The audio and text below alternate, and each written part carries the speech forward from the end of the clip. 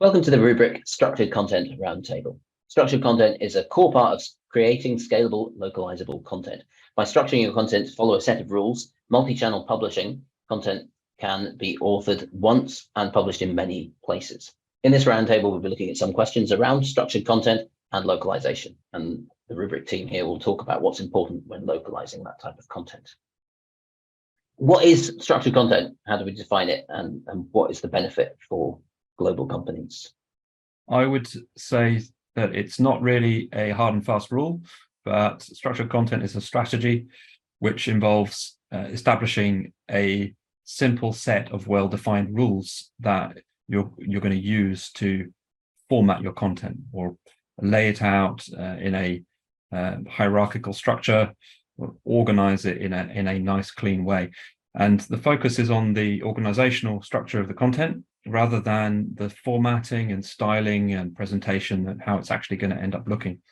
And by creating this clean structure, it allows for a number of advantages. For example, you can publish the content to different channels without having to rework or do additional layout. The templating and publication, presentation of the content is automatic based on having a nice clean structure to work from, which the templates can then understand. So typically that might be online or print. There are also benefits when it comes to localization, because if you have a nice, clean, well-defined structure, it lends itself to automated processing and analysis at every stage of the localization pipeline. So when you're scoping out what is new in the content, actually handing it off to translators for translation, and then integrating the changes and producing the result, all of that can be a lot more automated if the content is cleanly structured. What's the conventional or what's the traditional way of structuring content, and how is it different? Like, what are we moving from? So a sort of traditional approach might be a Word document, a PowerPoint presentation, a web page. So all these things are sort of loosely structured. It's free-form content, I would call it, where you have kind of the layout is already established and it's there in the format itself. What we're trying to do with structured content is separate what is the organizational structure of the content from how it's presented. So all the styling information is set aside, and you're really just sort of boiling it down to headings, paragraphs, subheadings, lists, simple kind of objects that are more machine readable. And how many global companies are still doing it in the traditional way, and what's the shift that they have to do? Like, I guess the mindset shift they have to do to move it to a more structured approach. I think there's going to be a real mixture out there. There's a lot of content that still is authored in a quite traditional way. A good example of that might be HTML emails. Those are typically going to be set out using kind of HTML templates, and there's not a lot of kind of automation behind that. It's sort of very ad hoc created content. Where you have very large bodies of content, for example, online help documentation, or web content that's in a content management system, increasingly now companies are moving to a more structured approach, and a lot of we see a trend towards headless content management systems, for example, and those would be a good example of structured content. But when you come into a company and they're still using a lot of conventional content, what are the first things you're looking for to make that move for them? I think it's having enough of a volume to really make the investment worthwhile, because probably the one feature of structured content is that there's more of an investment upfront in establishing your model and your organizational structure, and creating the content is even perhaps a little bit more difficult, because as an author you're kind of working a little bit blind. You don't see the layout and the presentation as you're creating the content. You're actually having to think in terms of the organizational structure of the content only, and you're kind of doing it in a little bit blind. So there's more of an effort that goes in at the start, I think, but where you get the benefit is the long-term maintenance, especially if it's a very large body of content that's changing over a period of time. One thing I noticed as well in working with like the headless system is it requires interaction between members of the team more than maybe as an author I'm more used to, because when you have everything laid out, you just know, as you say, you know where everything is. But when you're having to think, okay, well, how is this being structured? How do I change this? You then have to talk to developers. Is that something that you find you need to do more? You have to sort of bridge gaps between members of the team that maybe weren't there or very strong before? Yeah, I think that's fair. It ends up being a collaborative effort between technical people and authors and content creators and designers to really get a good result. You do need everybody working together, and actually at the planning stage, I think that's where it's most important to establish what rules you're going to use and how you're going to what strategies you're going to use to make sure that the long-term maintenance of the content is as efficient as it can be. Yeah, particularly because, like with any tool or any system, it's only as good as the content that you create in it. And you can have tools or use systems that are made for structured content, but if that's not how the content is being authored and the tools aren't being used to the best of their ability, then it can make things worse rather than better. Okay. In what ways does it make it worse? We have seen examples where people are using Madcat Flare, for example, but rather than utilizing the capabilities, they're still ending up with lots of different individual pieces of content that aren't making the most of the use of variables and snippets, for example. So because they've moved away from that traditional method of everything being its own piece of content, it then becomes much more difficult to manage, but you're not seeing the benefits of potential reuse and cost savings that would come from using structured content. The people that we see are very good fits for structured content are, as Dom said, if they're using similar or the same content in different ways. So if it's an online help manual, for example, or a printed PDF of that same content, rather than needing to have two separate versions, you have one version that you use in two different ways. Or companies that have very similar content for different products, for example. So you might have 60 products that have very, very similar user manuals, and you could collate that and have one project that contains the content for all of them. So instead of having 60 different versions, you have one that has that variation within it.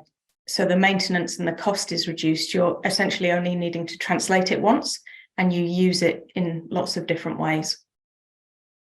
I think the other thing is perhaps that when used well, we aren't looking at the layout of content or how it's going to look. The focus is really on the content itself.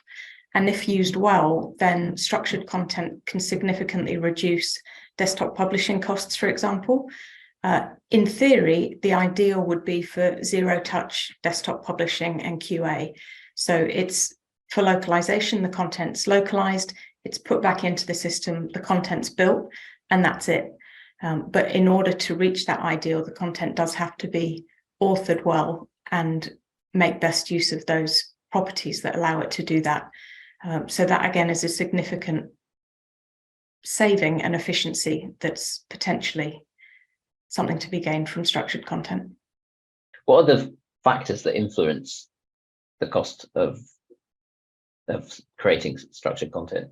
So you've got the localization, but then there's also if you're coming into a company and you're requiring people to move to structured content if they aren't using it before. I think with it, it's pretty much like any other content management system deployment. You're always going to have that planning and strategic phase and design phase, and perhaps with structured content there's a little bit more needs to go into that, and more iteration and testing to make sure that it's right, where maybe with a traditional content management system you can get started more quickly. So yeah, I think there's probably more upfront cost is the general theme. And yeah, in terms of localization? What are the impacts, or what are the factors? Sorry. I think the key way that costs can be saved is by reducing the total volume of content that needs to be translated, because rather than having lots of different variations of similar content or content that's authored in very different ways, the content is authored once and then reused multiple times in different formats and in different user manuals, for example. So you're only paying to translate that content once rather than multiple times. And because there's consistency, you're reducing the potential for inconsistencies in the English, which can lead to additional translation costs. Those inconsistencies in the English, like, how do you consolidate those? When you're moving to structured content in the first place, it can be quite difficult, but the aim with structured content is to have a version of a sentence or a paragraph, a snippet of content that gets reused. So you're not actually writing it again, you're just pulling it in from essentially a database, if you like, of existing content. And it's more programmatical in that sense. You're not reauthoring it, you're just pulling it in from where it already exists. The key, though, in big organizations in particular, is everybody knowing how that works, where that content is, how they can find it, what already exists, and ensuring that there's consistency in the way that the content is authored, so the tool is used to the best of its ability and in the most efficient way. Madcap Flare is a tool which has, as part of its default capabilities, the ability to do that content reuse. You can define snippets and then insert them into various places in the content, just to make sure that you've got that consistency. You're not authoring twice, translating twice. Maybe you have, you don't want to have two slightly different paragraphs that are being maintained separately. You can maintain one. I don't know if it's necessarily a feature of all structured content systems, but it's certainly something that they can all do. So if we think about it at the beginning and set up structures that enable reuse of content, then we can take advantage of that. Mm-hmm. And what would be, like, are there numbers you can put on the localization costs when you're using structured content compared to if you weren't? I think in the common use case, it would be, for example, if you have a number of different products that have very similar user manuals, if you were to look at the overall volume of content within all of those, and if you were then able to look at what it would look like if you just had one set that contained snippets and variables, for example, to insert a different product number, then you could see the reduction in the volume of content that way. There's also, as well as the cost saving, there's significant reductions in the turnaround time because the volume of content has reduced. There's less work to do and more reuse across different sets of content. What are other ways that people can reduce turnaround times? I think the key is using the tools well. With a lot of content, the key is for there to be set rules that we can then codify and automate to, for example, exclude content that doesn't require translation. If authoring is inconsistent, then those rules can't be applied. We can't automate those processes, and that in turn takes a lot longer and builds inefficiencies into the process. So having structures and having rules is really important. I'd agree with that, and the reduction in turnaround time can be achieved by also reducing the amount of time spent resolving conflicts, version control issues, that sort of thing. So because the content's in a machine readable form, it makes it possible to do comparisons and to flag potential version conflicts. And at Rubric, we do this with the content that we receive. We look at what has changed in the English, so we know the scope of what we're going to be translating in the current handoff. We also look at what has changed in the translated content, and that can happen because the client needed to tweak something that we delivered previously, and because we can analyze the content in an automated way, we can pick out those changes and make sure that we update our databases with those tweaks that had to be made. So by doing these kinds of automated analyses, we can really cut down the turnaround time and reduce the number of errors. The other area, just in terms of turnaround, is if we're able to reach the ideal of having zero touch desktop publishing and layout work and QA, then the process from delivering the translations to having the final end product should be quite quick, as opposed to a traditional method where there was time spent reworking layout, doing QA, and then readying that final version. Structured content allows for that process to be much quicker. Yeah, and I'm interested in that as a concept of zero touch DTP. Like, what's different about my experience as the author and how long does it take from me to change some text to getting like the PDF of the product manual, for example? When you're using structured content authoring tools, you're essentially not concerned with the layout. The layouts are normally very simple. It's essentially, for a PDF, for example, it's flowing text. You don't add page breaks or line breaks. You author the content and it will flow according to where the bits get pulled in, the different chunks and snippets of content. Similarly for online help, the content is just brought together in that format. So you create style sheets to tell it how to do that and what styles to apply to what content, but nobody actually ever then goes and looks at that final version and QAs it and checks it. You, as an author, click the button to build it, it's built, and then you use it. So there isn't really that layout, and design is a much smaller part of the process. And how long does it take specifically with the localization step in the middle? It'll probably take a day for the builds and to deliver the builds and for them to be ready. Okay. I think that's an interesting question about, from the author's perspective. When you're authoring, you can't see immediately what your content will look like when it's published. There is a build pipeline normally in between. So even if you're using Madcap Flare, which is a sort of self-contained authoring and publishing tool, you can be authoring your content, but you don't immediately see WYSIWYG what it's going to look like.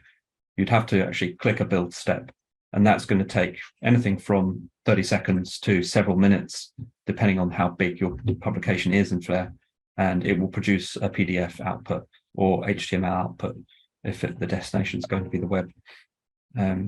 In our content management system that runs rubric.com, you have a similar delay. So you're authoring content and you can click update and save and publish, and it's going to be a couple of minutes before it turns up on the website, because it's going through this build pipeline and having all the templates and styles applied to it.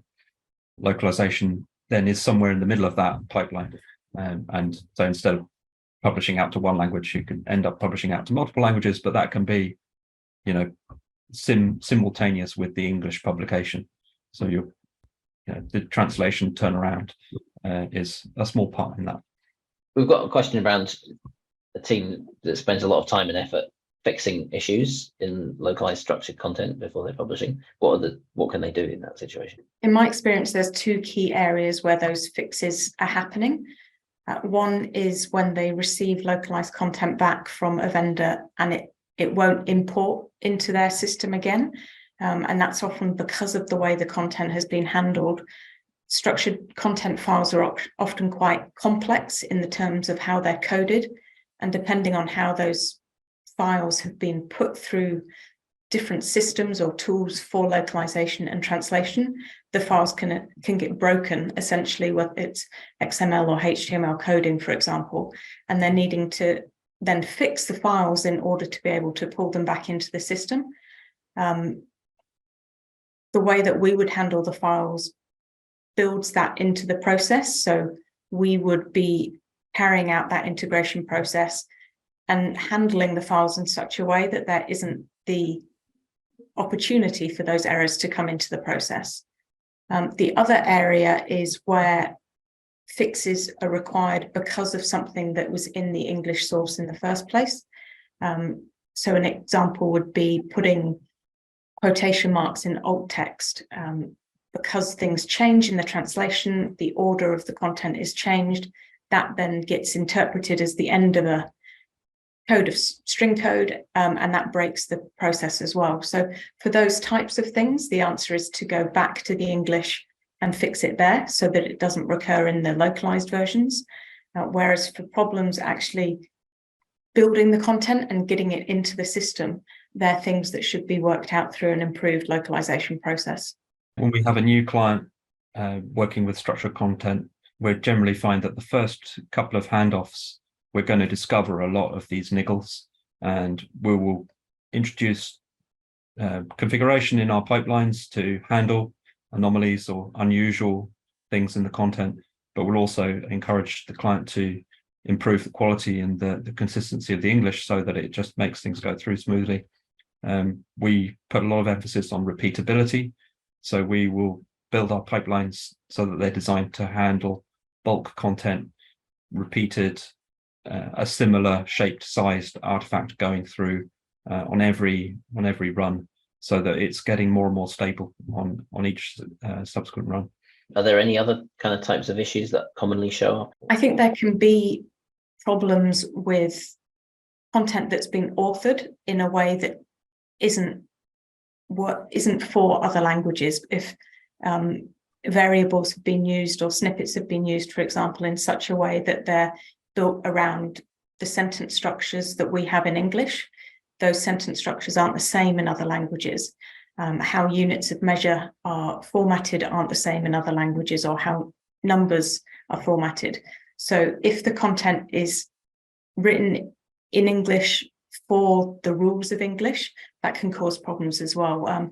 They're generally issues with the quality, and that again can be improved by going back to the English and authoring the content in such a way that it works for other languages as well.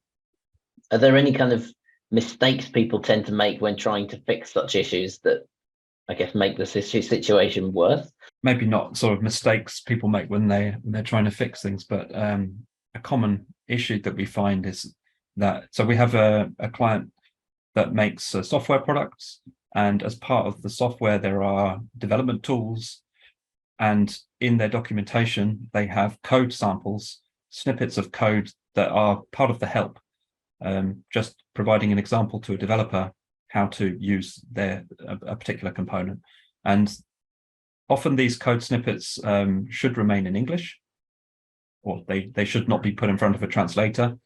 And what is challenging sometimes is to identify, as you're going through the help, which parts are code snippets and which parts are translatable text. If the right kind of tagging has been used, we can easily distinguish what's translatable, what's not translatable, but sometimes it's not easy to tell, and we end up with a lot of text being exposed to translation, which shouldn't be. That can result in the code snippets getting broken by the translator, or they're simply paying for translation, which they don't need. So yeah, getting that organizational structure correct up front is going to help a lot with avoiding that sort of issue. Finally, how do we generally improve the quality of localized structured content? I think one of the recurring problems that we see is the overuse of functionality, for example, snippets and variables that are trying to over-engineer the content. So it's using sentence structures or linguistic rules that are rules in English that don't apply to other languages. Our best practice guideline would always be that snippets and variables would ideally only be things that shouldn't be translated in any language, a product name, for example, or a company name. Snippets should be at sentence level, ideally. Similarly with software engineering, when we have lots of different bits of a sentence that are then put together to form a full sentence, that isn't friendly for internationalization and localization, because different languages have different sentence structures and different grammatical rules. That can cause a problem in the quality of the translation, because translators are having to essentially bodge it to make it work in their language, and it's not how it would flow or how it would be written naturally. But if those tools are used well, if snippets and variables are used optimally as they should be, you're getting the maximum benefit from them whilst not compromising on the linguistic quality in other languages. How do you measure or define quality in localized content? Quality of any content is very subjective.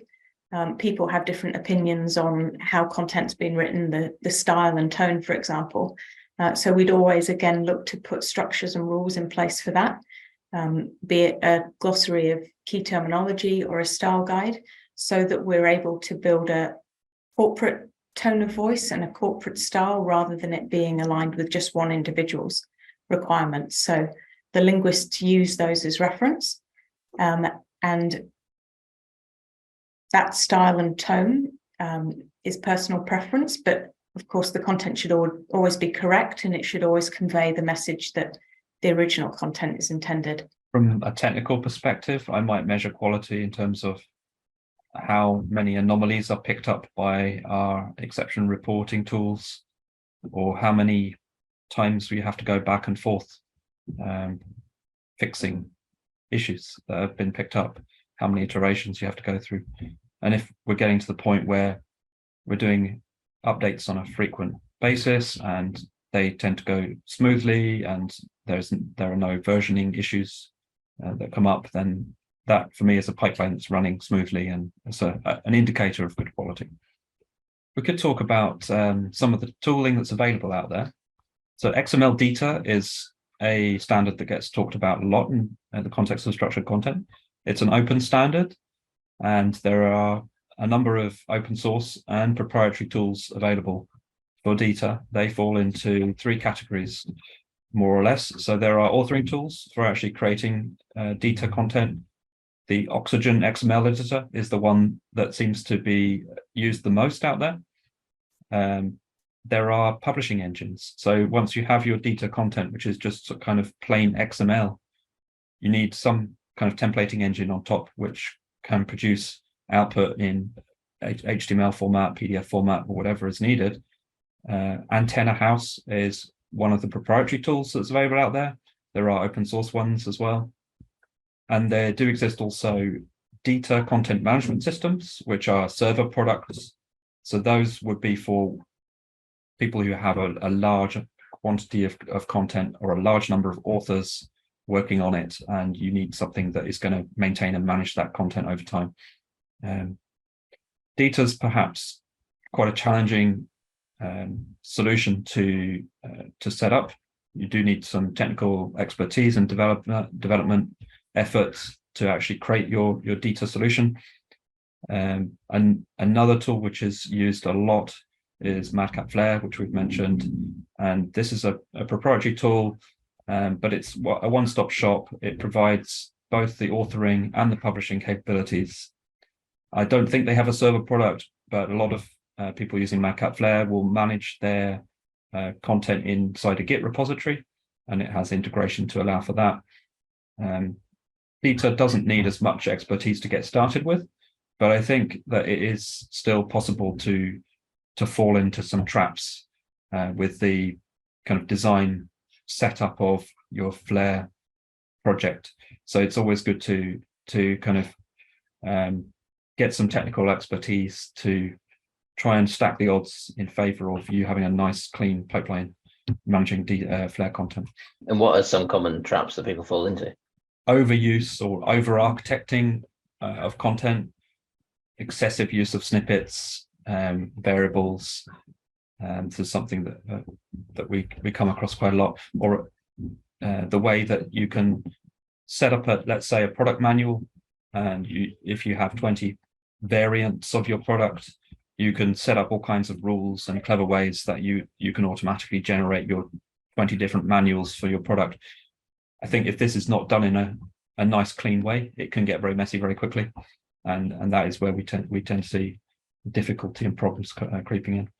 And if people are looking for tools for like any of those steps, what should they be looking for in tools? And how can they find out which ones are going to be the right ones for them? I think it really depends on your use case. So we have come across all kinds of different approaches here. One thing I would say, just in the context of localization, choose a tool which is set up for internationalization and localization. So you really want a platform where you're going to be able to create an English content set, and for that to be linked to a corresponding translated content set in another language. So you don't want to be maintaining these two things independently of each other. There ought to be some kind of data model which supports having an English version and a translated version, or multiple translated versions of a piece of content. So all good content management systems will generally have that kind of functionality built in. Madcap Flare manages this through an add-on product, which is called Lingo. And that is designed to kind of take your English content set and branch it into multiple language variations and kind of manage that whole process end to end. But we use Lingo as a piece of middleware in our pipeline. So we use it to kind of get the content out of Flare.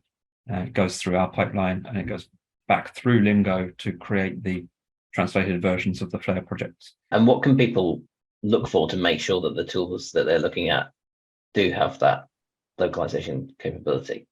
Because all of the different products I've noticed have completely different ways of talking about it sometimes. Yeah, there are a lot of different strategies for managing localized versions of content. So in a content management system, you would hope to see, as an author, an editor, some language switcher or some options for saying, okay, flip and give me the French version of this piece of content. So if those kinds of things are showing up in the UI, then it's a good indication that that tool supports translation. I think what I do is, as a developer, is I'll look at the API documentation, and that will generally give me quite a good clue as to what sort of multilingual capabilities the platform has. But they are all slightly different, and yeah, different platforms do it in different ways. We have quite a lot of people using WordPress, increasingly now as a kind of headless CMS. And WordPress itself doesn't really have multilingual capability built in. It doesn't have a language switcher feature, but you can use a plugin called WPML, and there are a couple of other plugins as well. But WPML is the most common one we see, and we are seeing clients use that to manage their headless CMS structured content. Finally, what's your top tip for dealing with structured content and localization?